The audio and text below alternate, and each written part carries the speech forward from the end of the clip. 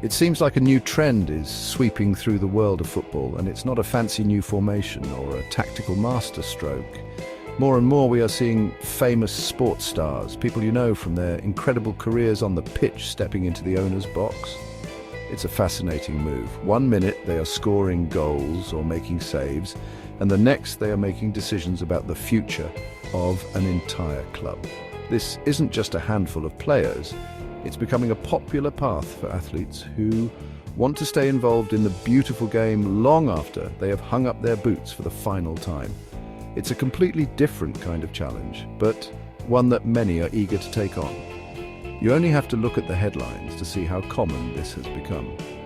Take David Beckham, for example. My old England teammate and his class of 92 colleagues from Manchester United got involved with Salford City, helping to guide them up the leagues. Now, he's spearheading a new ownership group there. Then you have Gareth Bale, a superstar for Wales and Real Madrid, who is now being linked with a takeover of his hometown club, Cardiff City.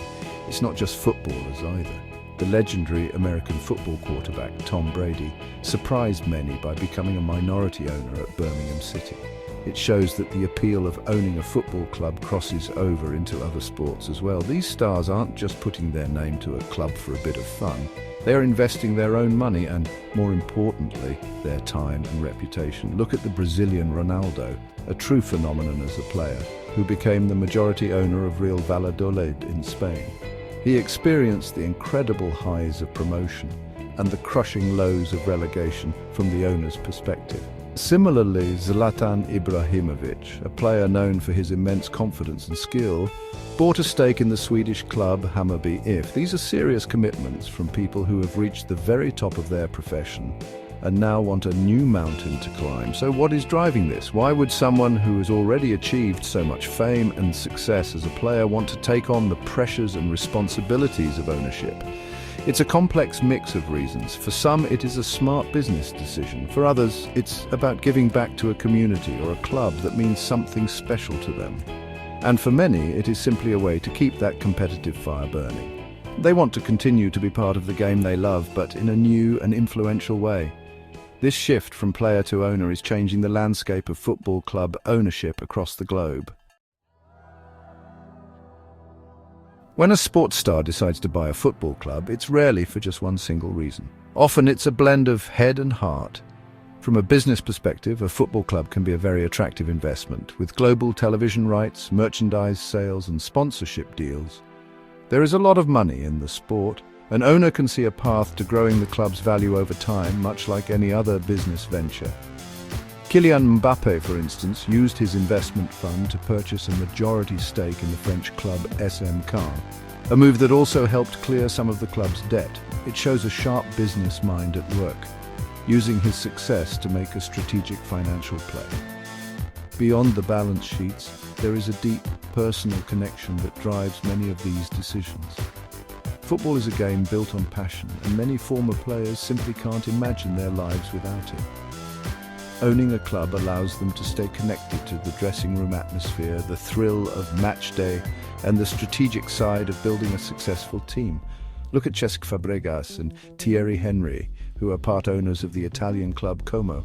Fabregas even played for the club before becoming its manager. This shows a desire not just to own, but to be actively involved in the day-to-day football operations, shaping the team's identity from the inside.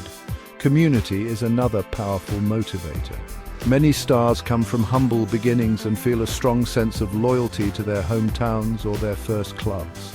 Owning a local team can be a way of giving back, creating jobs and providing a source of pride for the entire community.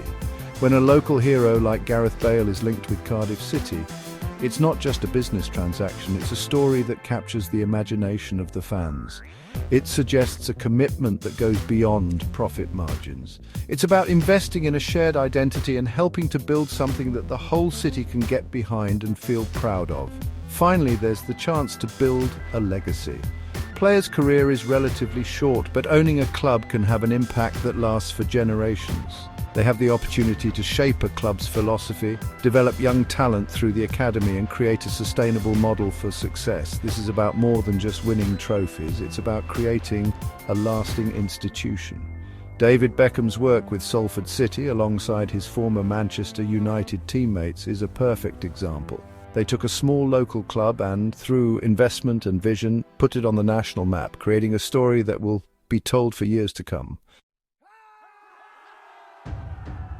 Being a player and being an owner are two completely different worlds, even though they both revolve around the same 90-minute game. As a player, your main focus is on your own performance and the team's immediate results. Your world is the training ground, the dressing room, and the pitch. You worry about your fitness, understanding the manager's tactics, and linking up with your teammates. The goal is simple: win the next match. You're a key part of the machine, but you are not responsible for building the machine itself. Your influence is powerful, but limited to what you can do with a ball at your feet. When you step into the boardroom, the entire picture changes. As an owner, you are suddenly responsible for everything. Your concerns are no longer just about the next match, but about the next 5 or 10 years. You have to think about the club's finances, from player wages and transfer fees to ticket prices and stadium maintenance. You are responsible for hiring the right manager, overseeing the youth academy, and developing a long-term strategy for growth. The pressure is immense, and it comes from all directions, from the fans, the sponsors, the media, and the staff. It's a 24/7 job that extends far beyond the final whistle. The decisions an owner makes have a much broader impact. A player's mistake might cost a goal, but an owner's mistake can have far more serious consequences. Just look at Tom Brady's experience at Birmingham City. The ownership group he is part of made the decision to change managers when the team was doing well, a move that ultimately ended in a disastrous relegation. This shows how a single decision from the top can change a club's fortunes overnight. An owner has to balance the desire for immediate success with the need for long-term stability, and getting that balance wrong can be incredibly costly for everyone involved with the club. Furthermore, the relationship with the fans is completely different. As a popular player, you are often adored, a hero who brings joy to the supporters.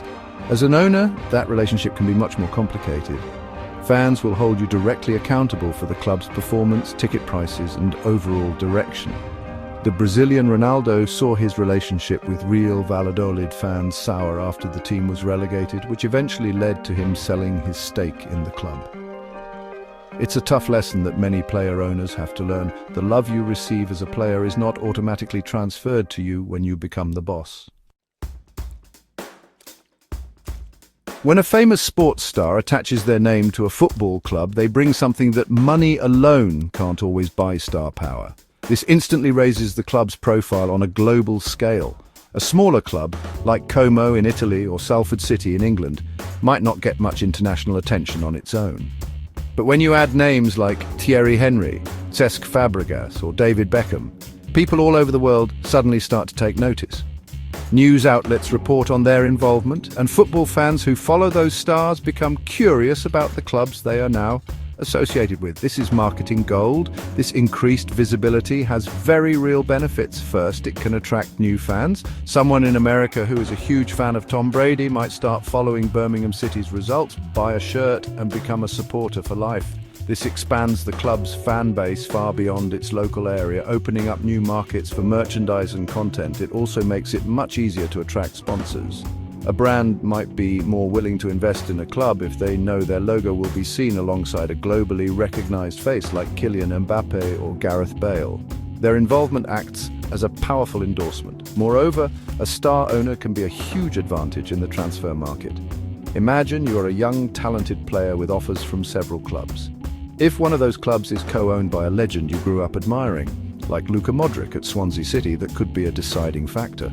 The chance to speak with and learn from one of the game's greats is an incredible draw. Players will believe in the project more if they see that someone who has reached the pinnacle of the sport is leading it. This can give a club a competitive edge when it comes to signing new talent. Looking ahead, it seems very likely that this trend of star-led ownership will continue to grow. For the athletes, it offers a meaningful way to stay in the sport they love, while building a new career in business. For the clubs, it provides a unique opportunity for growth, publicity, and prestige. While success is never guaranteed and the challenges are significant, the combination of a star's passion, experience and global appeal is a powerful one. It is changing the ownership model in football, bringing famous faces from the pitch into the boardroom to shape the future of the game.